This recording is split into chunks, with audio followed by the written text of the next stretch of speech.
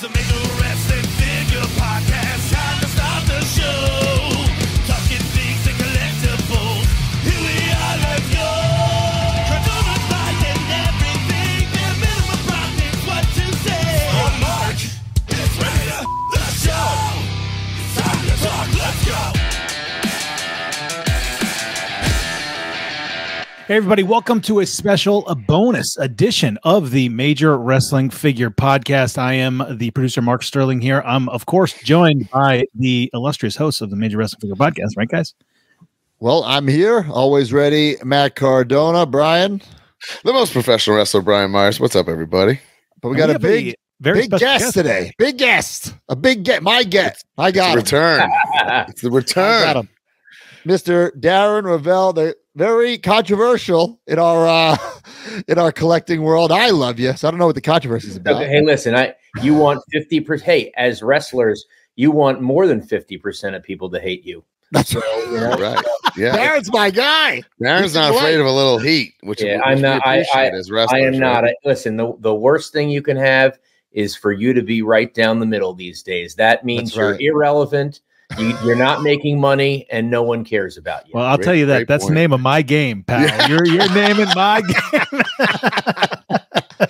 Hey, you know, you're the first return guest on the show. Get out of here! Yeah, we're not typically a guest podcast, right? Yeah, and we're a definitive interview podcast. That's because I bring it, and I will prove it again tonight. Yes. I mean, we had to have you on. We're going to talk about the Tom Brady controversy.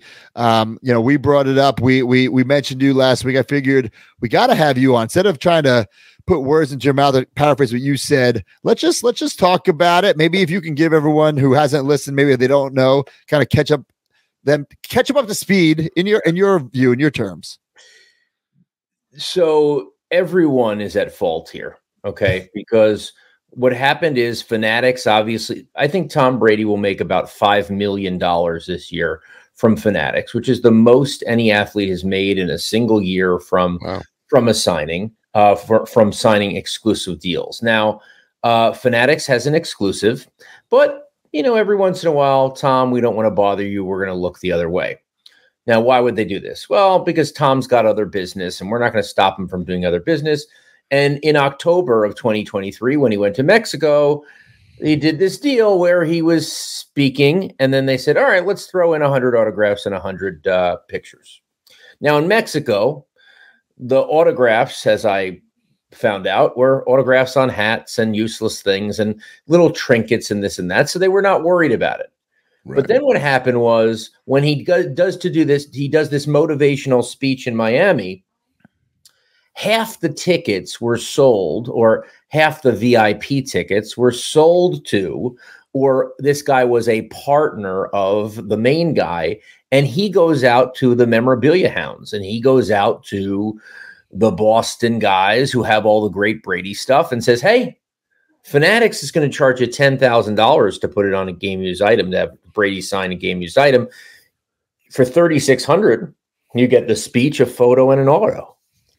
Now, so that's the opportunist part here, where these guys know that it's not exactly kosher. Okay, let's call a spade here. It's not exactly kosher what's going on. And so Tom does his speech, and he takes the photo, and then he goes and he does the whole autograph thing. He walks in the room, no one is in there, and hey, settle down. He's talking to you, broski. So he's just like he sees these items, and to be honest with you, he definitely wasn't expecting it, right? Like these items, I think he knows what they are, the way that they're labeled. You guys know when you sign stuff, you know what is yours, what you use, what's special, what's not special. Right. Come on, okay. So he sees this stuff, and I think immediately he's like, well, I got a contract to sign 100 autos. I should just do it.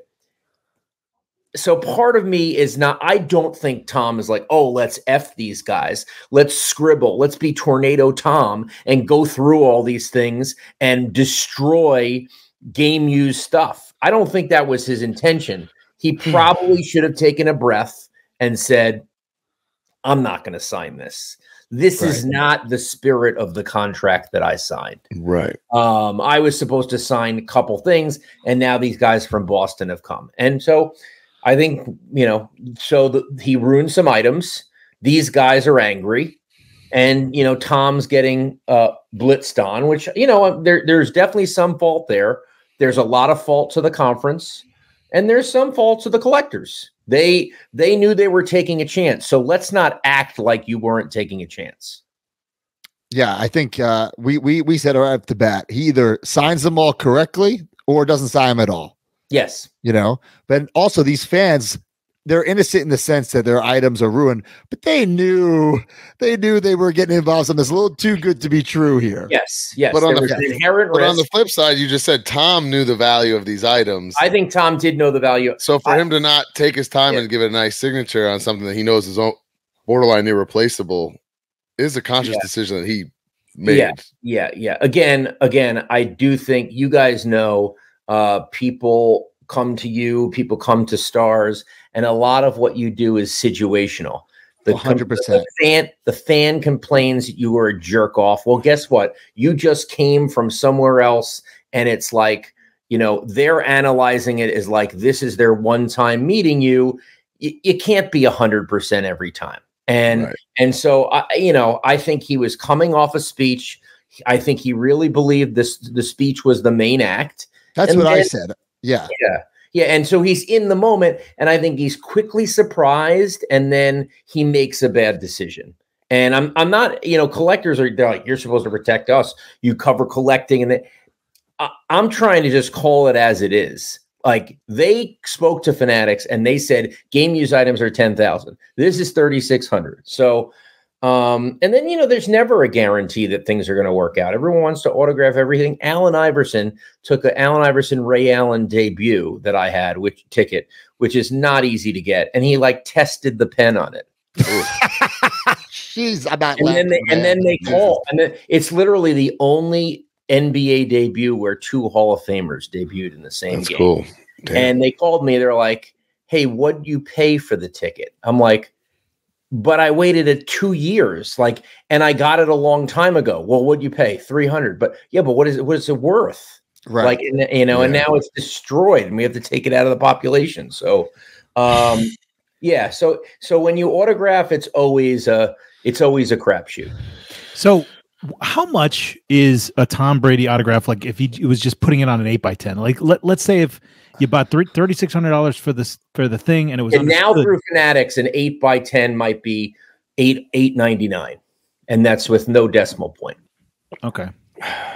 So that is definitely cheaper than $3,600. If you want to get him to sign it on but then if you want to get him to sign it on a ticket now, it's $5,000. Holy smokes! And game used is 10 grand. 10,000. Wow. So there was some tickets here. There was game used items. But weren't there also some things that he flat out did not sign, like some cards? He didn't sign cards because that expressly says he had in his Fanatics deal he can never sign cards. And I'm sure Fanatics said don't sign cards. I'm sure they said that. And those guys got lucky. Those guys lucked out. Yeah, right. Imagine they may deface the rookie or something. Yeah, exactly. Tough. Man, it's such an interesting topic because there's so many opinions and none of us are right? It's all our opinions, and I could, at the airport, we were telling this story last week. If I'm at the airport and some quote unquote fan is shoving something in my face, they're getting a Tornado Matt autograph. You know what I'm saying? They are. But if they're coming at a signing and they're paying, they're looking at me eye to eye, of course I'm taking my time. But let me show you the one autograph I didn't ask for. Wow. Oh man, that's great. For those who listen, says fuck you. Johnny Manziel. Because I was trying, I only got him ineligible for a half a quarter after his Heisman season for him. So he is perpetually angry at me. So that's the one I didn't ask for. So, but that's probably worth more than a signed helmet, right? It's not. Well, this is a one of one, baby. That's what I'm saying. Yeah. And I feel like this Brady situation has the similar, what if to it. Like, autographs are tough. That's why I enjoy, collecting the autographs of dead people. it helps. Nothing's ever going to happen to them. No, they're dead. You talk about all the time the importance of a historical situation, historical night. Could these Tornado Tom items be worth money? No, you don't think so? Down the line? You don't think that this will turn into some kind of like, oh, remember the Tornado Tom signing? No. You have something from that? Let's, you don't think it's gonna? No way. I do feel like it's already lost some steam. Lost some steam. I kind of wonder what's next. Like, people are like, is Tom gonna like have a make good? Are these guys gonna sue? Who are they suing? Like, Are they suing the conference? Right. The guy who was selling them was kind of like an offshoot, wasn't official. Like, I don't know. I mean, if they have messages or something with that guy saying, "Hey, come to this and pay $3,600, you can get whatever you want signed," I'll guarantee it. Yeah, they definitely have messages. No, they got something there. I'm not justifying this one bit, but if you look at the ad, right, this is in Miami, Florida, correct? Like the number is like a Mexico phone number. Doesn't that scream like red flag? Yes. Right? Like, come see this Tom Brady.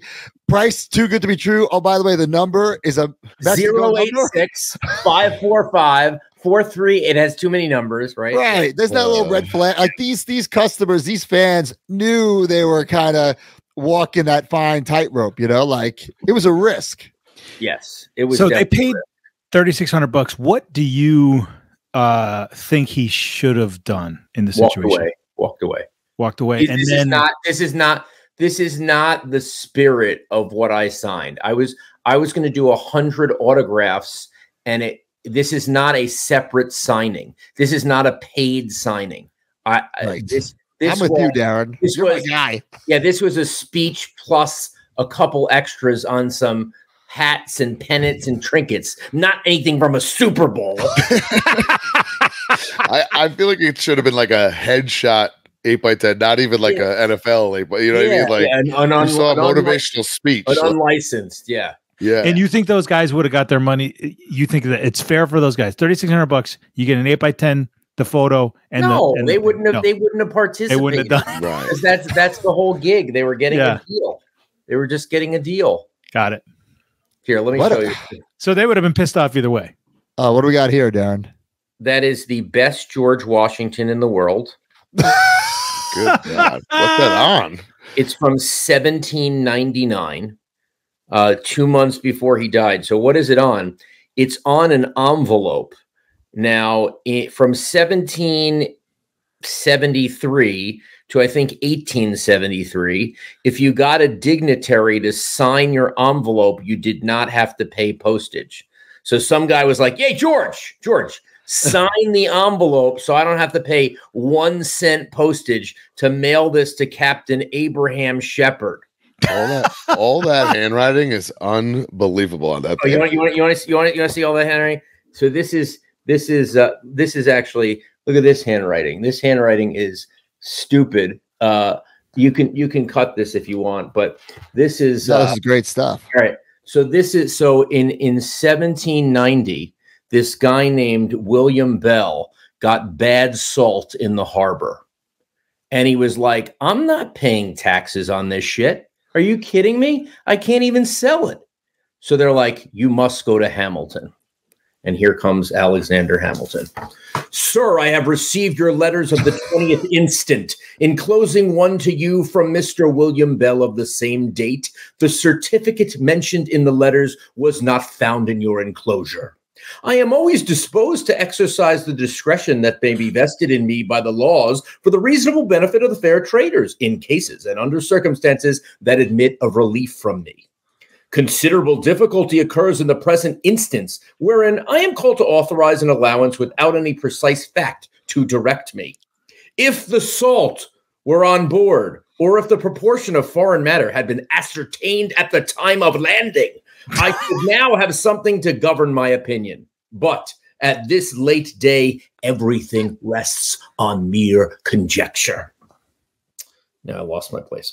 This appears to me to create an indispensable impediment, and the more so because the legislature has been very particular in directing the mode to be persuaded with allowances for damages, drawbacks, or any abatement of duty is permitted. Like, can you imagine? By the way, there's not any whiteout. I know they didn't have that at the time, but like, there's literally not a mistake here. Can't mess up. and he's writing with a feather, a freaking feather. Could this difficulty be surmounted, the case would still remain embarrassed by questions of this kind, whether the salt could be considered as damage during the voyage, which circumstances requisite to obtaining an allowance. Upon consideration of all circumstances attending this case, I am not satisfied that it is in my power to authorize an allowance to Mr. Bell. Hold on. I can't even. Okay. With respect, your obedient servant, Alexander Hamilton. And this is slammed right here. That sounded like a Broken Matt Hardy promo. 2, where do you get something like that? So pretty much what happens is someone makes a mistake, like their great grandfather had it and they kept it in perfect condition. And then they're like, yeah, no, I hear you buy. And I'm like, yeah, how much are you charging me? And they're like, $6,500. And I'm like, yeah, let's go. Like, all they think, they don't know it's worth 75 grand, but like, you know, Jesus, you know, or the best Thomas Edison in the world right there. Look at that umbrella. Look at that umbrella. That's really cool, actually. Now, do you have this stuff like on display? I know there's stuff behind you on display. What do you do? Literally just going to ask. No, I do not have. I do. Everyone asks this. They're like, do you have like, you know, like, where do you display all this stuff? The really, really valuable stuff is like, you know, I pulled this for you guys. Right. You know, I'm not. If you were like, right? do you have a man cave with this stuff? No, I don't have $10 million worth of stuff in a man cave. You know, but and these are like investments, right? Investments. Everything is in it. Yes, I have 20% of my money in collectibles. I love that. And the reason that you did that is because we were talking to. So I have an advantage. I have a arbitrage game, which is that there's way too many collectibles being auctioned. Most of these people don't know what they are. The descriptions are bad. They're in the wrong auction houses. They go off at the wrong times. And so unlike the stock market where they're like, oh, you invested in a company and they beat earnings, but it didn't beat the whisper number. So the stock is down. It's like, what? It's like you won, but you didn't really win. Like, so I don't think that game is fair. I mean, this game, I can just torch. I can torch people, and I can, it's fair in your favor. There is an issue, which is that if I'm in person, it's much like being a wrestling character. If I'm in person and I'm Darren Rovell and people see my face, I have to give you a fair offer because I am a spokesman for the hobby. You know, I got people into collecting, and so it's technically I can't like rip you off, but if I'm NU Wildcat 99 on eBay, right? You know, then the game is off. Yeah, I feel again in my case, I call myself the Michael Jordan of wrestling figure collecting. I have like the best high end stuff, so it's a double edged sword because people come to me, right? Because they seek me out with the stuff, but also 9 times out of 10, they're trying to jack the price up on me. Of course. Right. Of course. So like, I don't feel bad if we get a steal every once in a while. It all evens out. It all evens out. Name of the game, pal. It's the name of the game. Like, I'm never going to, oh no, that's too low. Let me give you more money, pal. Right. What? No way. Now, I will tell you what does happen, which is unfortunate, which is that once you have to send it to me, I don't have a fake name to send it to. So like 3% of the time, people see Darren Rovell and they're like, oh shit, I made a mistake. The item is not coming to you, like an or they'll relist it. Like they'll relist it and be like, okay, I figured it out. Now I figured it out. You know, like so. You know, you need a come on. Even I have a fake name on eBay. So my eBay name is a fake name too. Yeah, you got to. We still got a lot of good pieces. You want to see a couple wrestling pieces? Absolutely. Totally. Sure. Real question about the historical piece before you move on. Now these would change hands ideally among a community of people that collect historical pieces. You would hope, right? And then do they always like end up in a museum, or is there just too many of these letters and you couldn't display them all? It depends. There's less and less ending up in museums because people are willing to pay more. And when I own a document that has 12 Martin Luther King signatures on it. Whoa. and I offered it to the Smithsonian, and the Smithsonian said, we will only put it on display if you donate it to us. And I'm like, what? I thought we were supposed to be educating children. Right. Like I thought there was like some like aspirational, educational, like, no, it's all, I'm going to give it to you so that you, okay, that's why. So what would you have gotten out of it? You would have got like a rental deal where they pay you like monthly rent? No, they won't rent it. I have to sell it for $0 to them. But you were seeking a rental deal? I didn't want to have to pay for the insurance. I didn't want to have to pay for the storage. And I thought it would be nice to display it. Right. And that deal really doesn't exist at the high end of museums. So everyone who says like, oh, you have this great stuff, it should be in a museum. F museums. Like, no. Yeah. No. So, but sometimes it's just like, so I have a John Hancock signed lottery ticket that they to rebuild Faneuil Hall in Boston. And I know I'm the 6th owner because I have the whole tracing of it came from Charles Hancock, his cousin, and then his cousin Charles Hancock gave it to this woman named Winthrop G. Ray, who in 1861 was collecting autographs. Whoa. This goes way back. Talk about ahead of the game. This goes way back, and people are always like, "Well, there aren't any fake Lincoln autographs." They were faking Lincolns in 1890. Jeez. That's wild to think about. You gotta be careful, but it's a really fun game. And every once in a while, when I get sick of a piece, like I had Shaq's college ID, his LSU college ID for 3 years, and then I owned it. I will not. I don't know if I showed this last time. I will not be selling this unless I get some really. Well, I can't even read it. What on earth is that?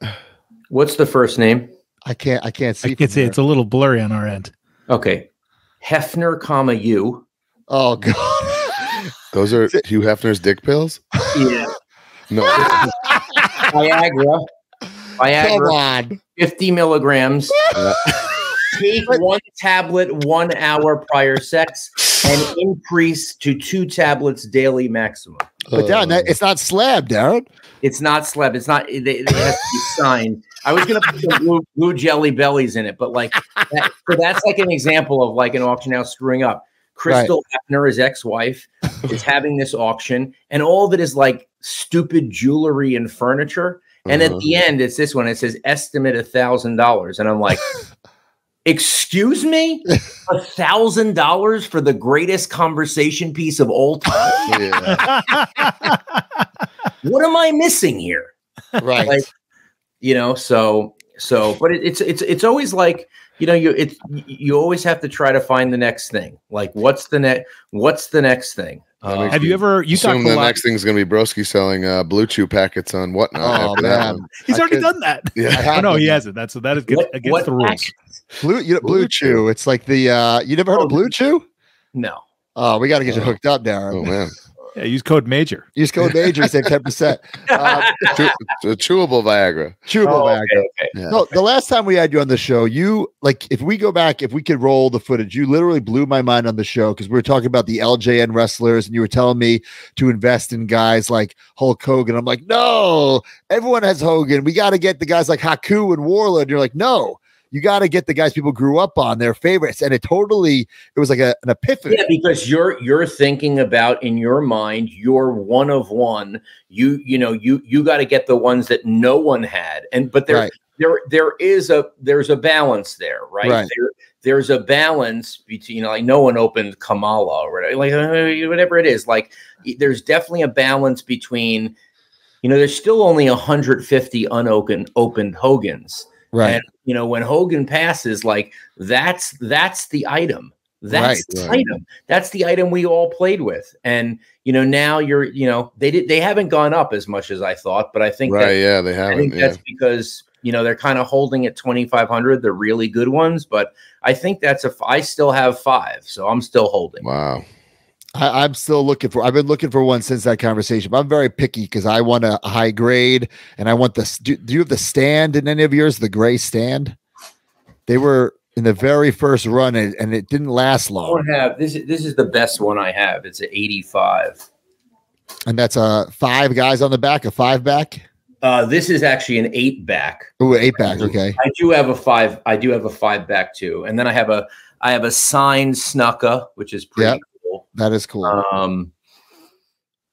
Yeah, but pretty much all. And then I have a Chic back here. This is I don't know what this one is. This is but this one is a 75. I mean, the stickers are just the toys backwards are us. Yes. I mean, it's just so good. The KB toy. I thought, man. You know what I thought about? I want to do an article ranking the stickers. Oh, yeah.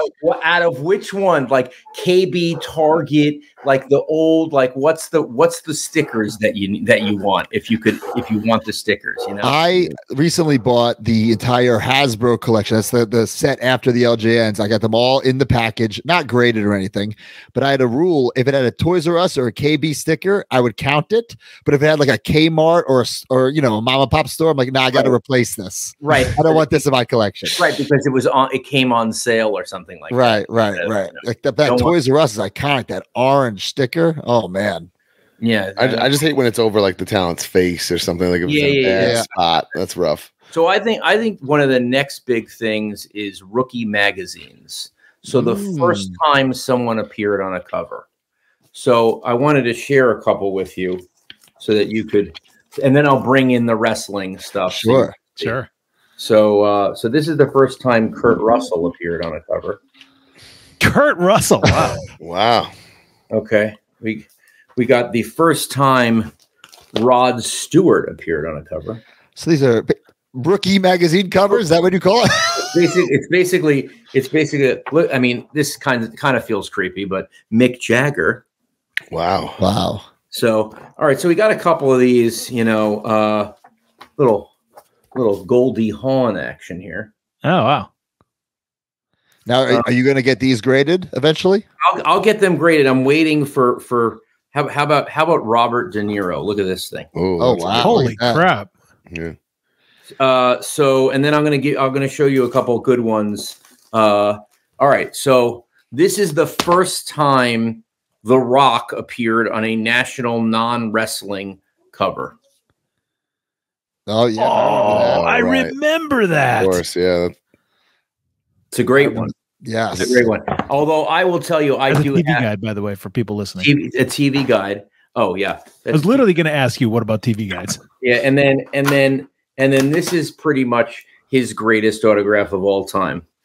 To the student of the month. Keep up the great work, The Rock. When I saw this, I was like, "Oh my god, this is amazing!" Man, he doesn't sign like at all these days. Dude. No, it's very difficult. His autographs coming more and more sought after because of that. So we got that.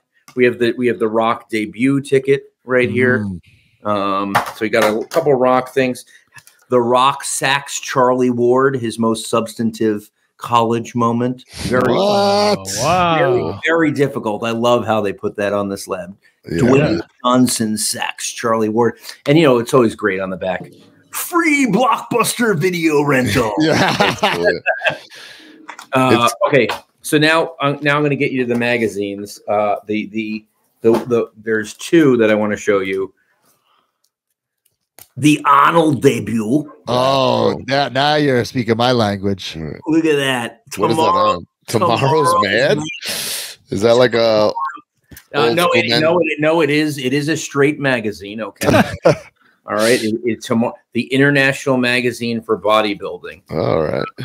Okay. And then this took a long time to find. I had to find Hulk's first cover. Ooh, this was a tough one. It is hilarious. Oh my god! Cool. So the best part about it is, my favorite cover of all time is this local Chicago cover in 1984 that says, "Will Michael Jordan make it in Chicago?" And I'm like, that's so good. That's so good. Okay, so this one is Is Fred Blassie ruining Hulk Hogan's career? Oh, for sure. Oh, that's cool. What's it, like 82, 83? What's the year on that? October 1980. 80. Oh, wow. It's like before Japan. Yeah, damn.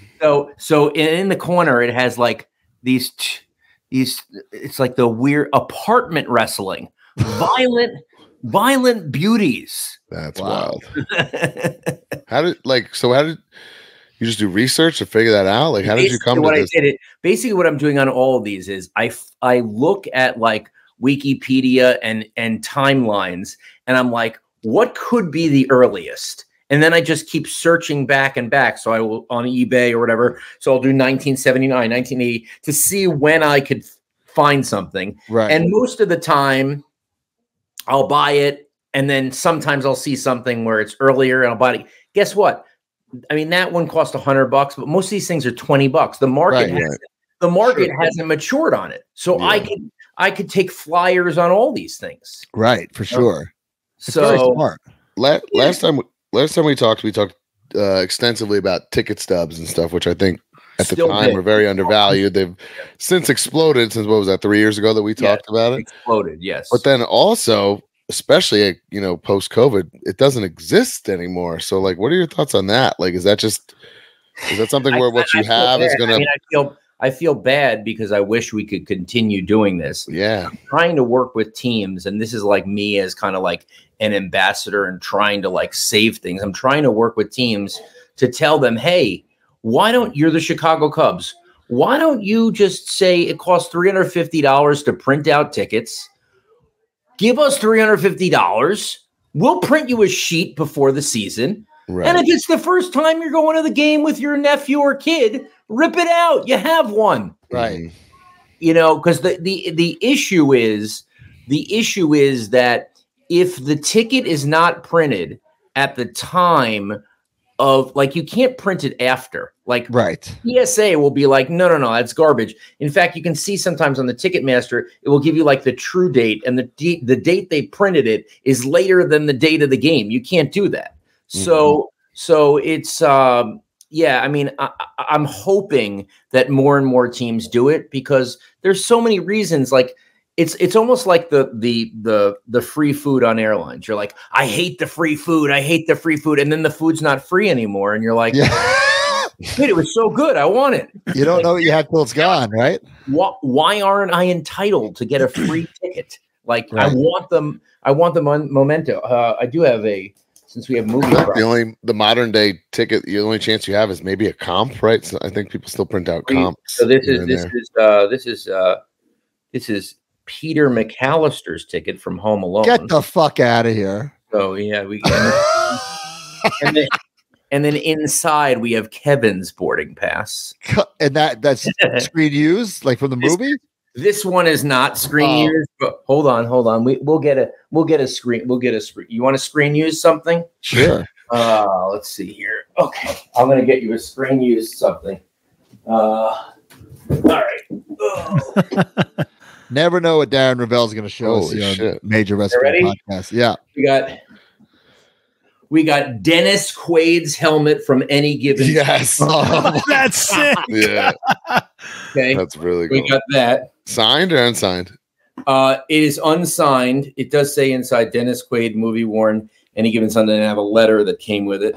Now, if you had Dennis Quaid sign that, would you have him sign as the character or Dennis Quaid? Probably Dennis Quaid and then the character's name. Inscription. Yes. And then this is one of the greatest of all time.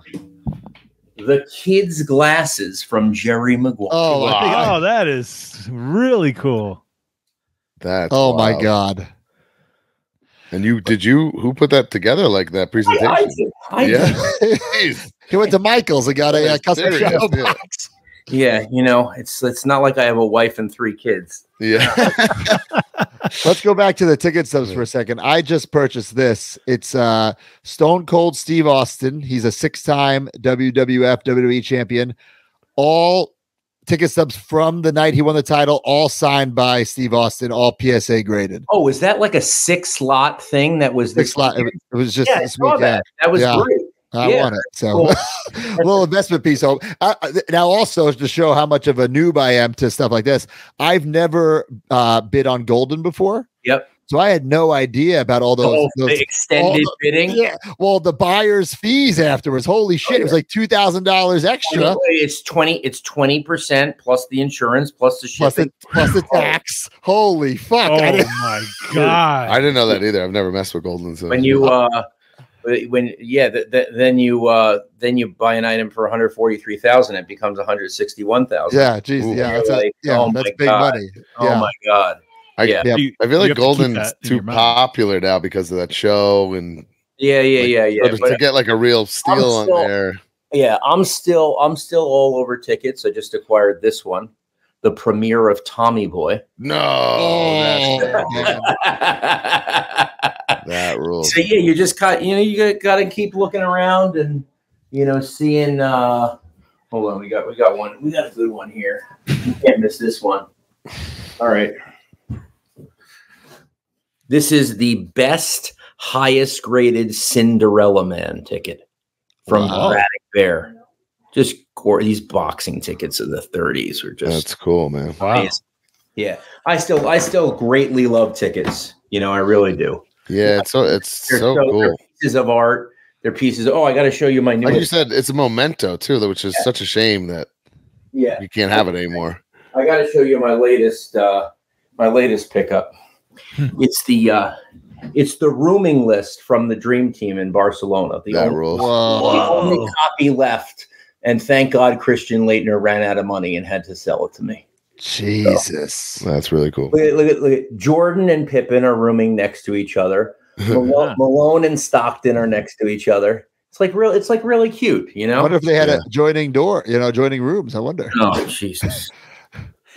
So last time that we talked, you also talked a lot about physical media being something on the horizon, and I think you were buying video games or something maybe at the time. As talking about I was buying VHSs. That's a market that didn't turn out. I think there were more hoarders and more sealed VHSs that you could imagine. But you still, to get the originals, I still think they're so cool. I think so as well. So the VHSs still are really cheap. So even if you now they got cheap. I mean, I don't know. It's funny. Pete Davidson went on. And he goes, and I bought them all up, and I'm like, am I the original character that you're playing right now? Because I was the one who did that, not you. I still think there's a lot of popular movies that are still going for a lot of money. Maybe not as much as they were, but like you can't get like an original Rocky or Ghostbusters, like the first edition. You can't get that. No. I bought so many Rockies, and there were still too many of them. I just, I see. There were too many of them. I just was like, but sealed video game stuff exploded. Sealed video games are going crazy. They're going crazy. I actually bought the nicest NBA Jam in the world for $5,000, and I actually sold it for $77,000. What? Yeah, it was a good turn. It was a good turn. No shit. Yeah. And do you think that is worth more than 77 now, or was a recent? Could be, but listen, you have to know when to take money off the table, and normally when you're in 15x land, you're an idiot. That's what I think. Last time we talked, you used the term piggish. Piggish. Yeah. I keep that in the back of my mind about stuff. Yeah, you got to really, you got to figure it out. I see. So you're kind of looking at that 15-time return, and no matter, even if you think, what if you think that, man, this could really keep going? Most of the time I've won, like I had that with the Rock Bumblebee card. I don't know if you guys remember that. Right. So, that was like in COVID. That was the card. In COVID, that was the card. Yeah. And I bought it for $750, and I sold it for $17,000, and it turned out to be pretty much the height, but it hurt to get rid of it. Now I have bought something and then a day later bought it back. Sold and bought it? You mean? Yeah. Oh God. Yeah, it was. I sold a. That's what I meant. I sold a Jeff Bezos copy of Time magazine, and like maybe like 4 or 5 days later, he stepped down as CEO of Amazon. And I was like, oh God, he's going to go from private plane to private island. He never has to show up at a meeting. Like, his auto is going to be impossible. Yeah. I'm like, I got to buy that back. Yeah. So that happened. That you know, what did that cost you ish? Probably another $3. It was a $3,000 mistake. Not Okay, that's not something crazy, insanely bad, but yeah. But the wife didn't know about it. But anyway, yeah. Have you ever now with your strategy? You see something that you have, it's going down or it's not as valuable. Do you try to get out? I will unload it. I mean, that's something that people are really bad at doing in this industry. You got to remember, if something's going down or it doesn't turn out, like, you can make money on the next opportunity. But if it goes to zero, you're not doing anything. So you have to figure out, like, okay, what's next? I got to eat it. You have to eat it. You can't just go down with the ship. So I've done that before. It's part of, you're not going to hit everything. And if you make a lot of money because you've made great bets, you're going to lose. You know, you step into the VHS game and you put 25 grand in to be ahead, and then you lose. You got to be willing to lose like a man. That's what it is. Right. I agree with that. 100%. Yeah. I mean, that's the name of the game. Like, you got to invest in yourself. Right. Well, I did get into the VHS game, but I think I'm only in $70. Okay. And I think you're more like for your personal. I just bought my favorite movies and displayed them. Of course. So. Yeah. And then also, Darren, you're trying to figure out, and we're all guessing here, like, what could possibly be the next thing? And like, it's a gamble, right? So you win some, you lose some. Like, I'm always trying to figure out with wrestling figures, like, what could possibly be next, right? Like, and do you know what I do, Matt? Do you know what I do? I buy one or two things in a category and ask people, what do you think? And I look for someone to say, who isn't even into collecting, wow. Like, that's how I got into historical, because like, once I bought like the Alexander Hamilton, people were like, holy crap, that's unreal. And it's like, this person's not a collecting person. So it's like, if that person is saying something, I should just go deep in. And then you have to hone your strategy. Okay, if I'm going to collect more historical people, what is the impetus for someone to buy historical? Okay, let's figure this out. And you really have to figure it out. And I figured it out. 2026 is the 250th anniversary of America.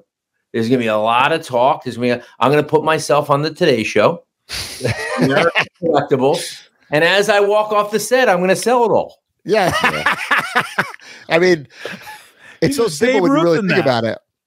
That's also the beauty of what you're doing, because you have no sentimental attachment to this stuff. You're in it for the pure investment. That's not true. That's not true. I'm willing in certain cases. I'm willing to part from it, but I think I do have things that I enjoy, and I've sucked the life out of it, and it's time to move on. Right. For sure. I just think in a lot of ways, I'm renting stories, because I buy something, it's good for my brand, you know, and then this is the thing Darren had. Yeah, I've sucked it all out. It's been associated. I'm amortizing the cost to my brand. It becomes part of me, part of my story, part of my legend, and then I move on. Right. And it might be worth more money since you had it. It could be. If we could get PSA to slab the Rovell, hey, it could be worth less. Yeah. That's who's buying it, I guess, right? Yeah. But it's so fun. It's so fun, and it's great when you have a steal, and you know.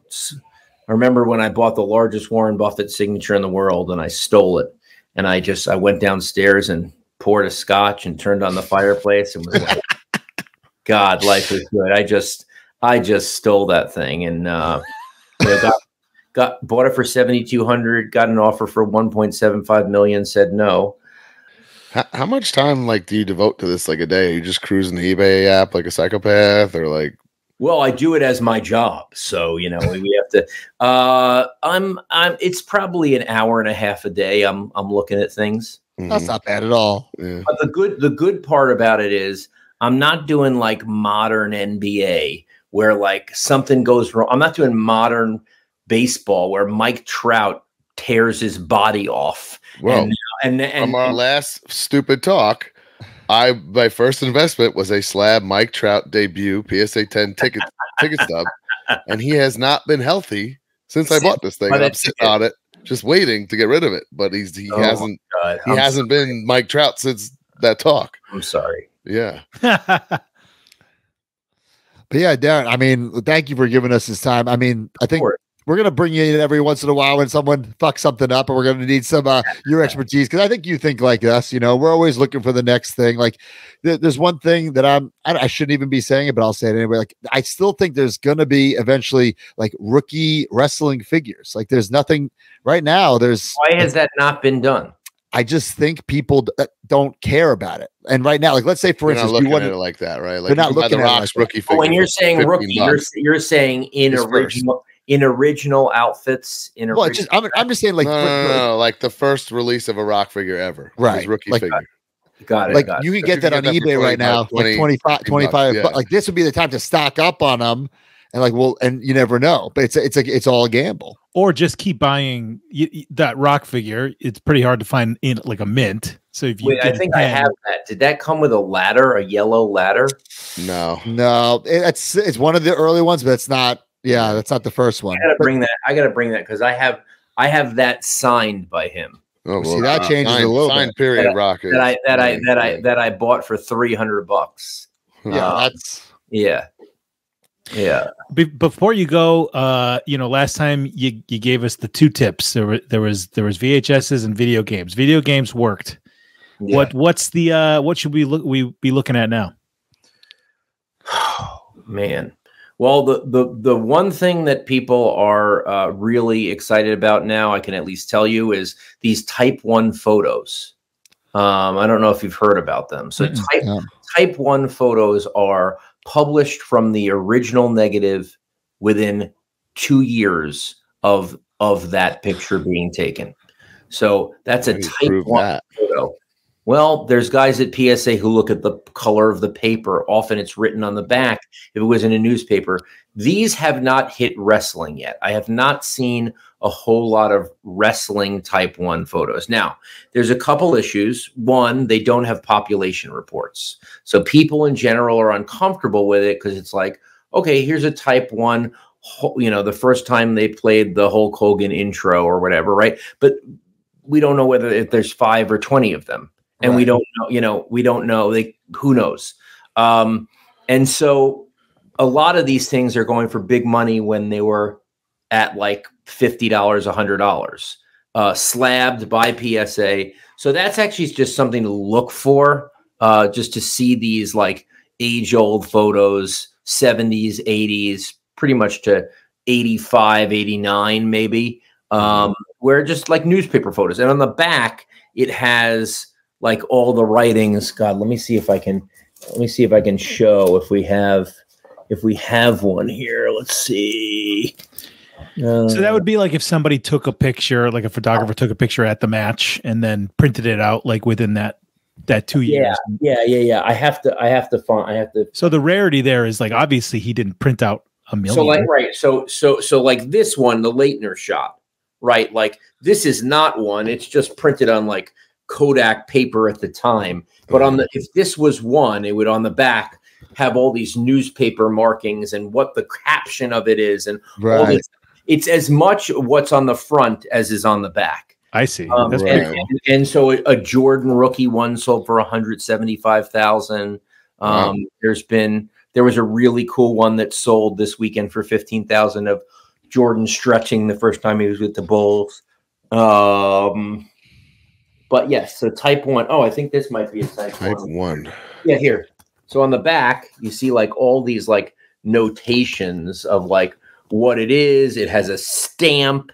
There's all these like cool little things that on the back, it kind of makes it interesting. Now the question becomes, as this gets more and more valuable, are people going to start faking this stuff? Sure. Like anything else. Yeah, of course. Where they try to get period paper, where they try to stamp it. Yeah. I mean, the challenge can be there. So I think Type 1 photos are at least interesting. Well, Meltzer's got all the wrestling ones, right? Like the magazine guys. And anybody who's running the magazines in the 80s, where the guy's taking the pictures at ringside as well. You would think, right? Yeah. And then I still think Beatles are undervalued.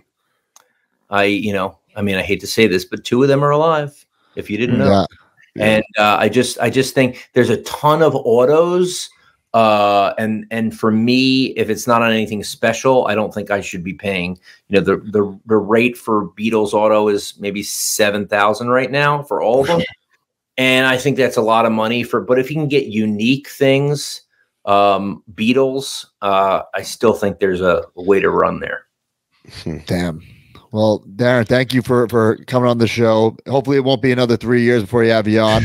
Hopefully someone else fucks up and we can talk about the Tornado Tom was just too doesn't always have to be a fuck up. It doesn't have to be a fuck up.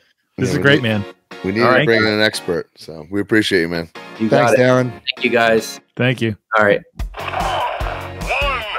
2, 3. I'll be back, Jack. Join the community at MajorMarks.com and get access to exclusive content, behind-the-scenes footage, and become a member of the Major family. You get bonus episodes on our careers, wrestling figure history, and exclusive interviews with our friends and legends in the business each month. You also get early access to YouTube videos and, of course, the weekly podcast ad-free and breaking news updates. Brand new shows featuring Oh, baby. and you. Each month, you can interview someone in the wrestling business with a Captain's Log. Also, buy, sell, and trade in our exclusive Facebook community where people have become friends in real life. Certain memberships include merch like monthly trading cards and quarterly mystery gifts. Become a Major Mark and join MajorMarks.com today.